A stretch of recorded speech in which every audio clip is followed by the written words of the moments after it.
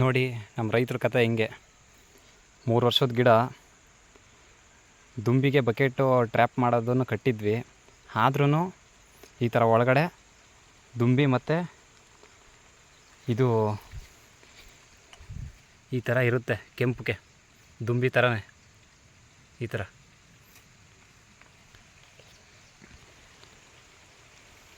ಈಗಾಗಲೇ 3 ಮೊಟ್ಟೆ ಅಂದರೆ ಮರಿ ಇರೋದನ್ನ ತೆಗೆದಾಕಿದ್ದೀನಿ.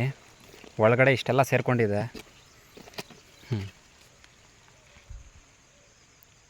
ನೋಡಿ, ಟ್ರ್ಯಾಪ್ ಮಾಡಿದ್ರೆ ಹೋಗುತ್ತೆ ಅಂತ ಹೇಳಿದರು. ನೋಡಿ, ಟ್ರ್ಯಾಪ್ಗೆ ಅಂತ ಬಕೆಟು ಆ ಥರನೂ ಕಟ್ಟಿದ್ದೀನಿ.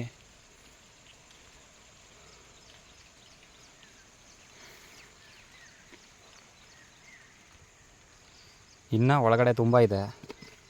ಇದನ್ನೆಲ್ಲ ತೆಗಿಲ್ಲ ಅಂತಂದರೆ ಅಕ್ಕಪಕ್ಕ ಇರೋ ಇನ್ನು ತೆಂಗಿನ ಗಿಡಗಳಿಗೆ ಹಾನಿಯ ಹೊರತು ಹಾಗೆ ಬಿಡು ಹೋಯ್ತಲ್ಲ ಒಂದು ಅಂತ ಬಿಟ್ಬಿಡಬಾರ್ದು. ನೋಡಿ ಇಲ್ಲಿ ನೋಡಿ ನಮ್ಮ ರೈತರ ಕತೆ ಹಿಂಗೆ.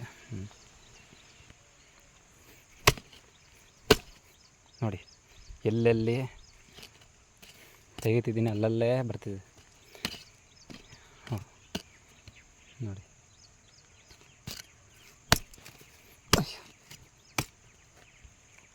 ನೋಡಿ ಹೇಗೆ ಸೇರ್ಕೊಂಡಿವೆ ಒಳಗಡೆ. ಎಷ್ಟು ವರ್ಷದಿಂದ ಸೇರ್ಕೊಂಡಿರ್ಬೋದು. ಇಲ್ಲಿ ನೋಡಿ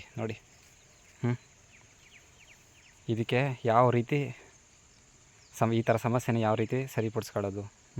ಇಷ್ಟೊಂದಿದೆ, ಆದರೆ ಎಲ್ಲದರಲ್ಲಿ ಸ್ವಲ್ಪ ಆ ಸುಳಿ ಎಲ್ಲ ತಿಂದು ಬಿಡ್ತಿತ್ತು. ಸ್ವಲ್ಪ ಅವಾಯ್ಡ್ ಮಾಡ್ತಿದ್ವಿ, ಆದರೆ ಈ ಥರ ಮರನೇ ತೀರಿಸಿದೆ. ನೋಡಿ ಹುಳ ಎಲ್ಲ ಎಷ್ಟು ಆಗಿದೆ ನೋಡಿ.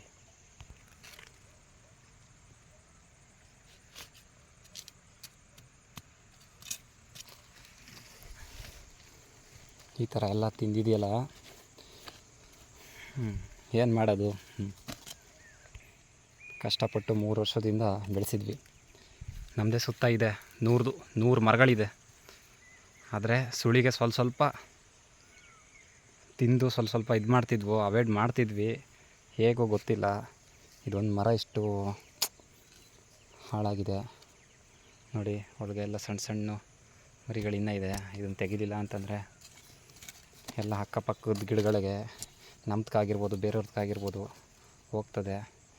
ಈ ರೆಡ್ಡಕ್ಕಿದೆಯಲ್ಲ, ಇದೆ ಅದ್ರದ್ದು ಚಿಟ್ಟೆ.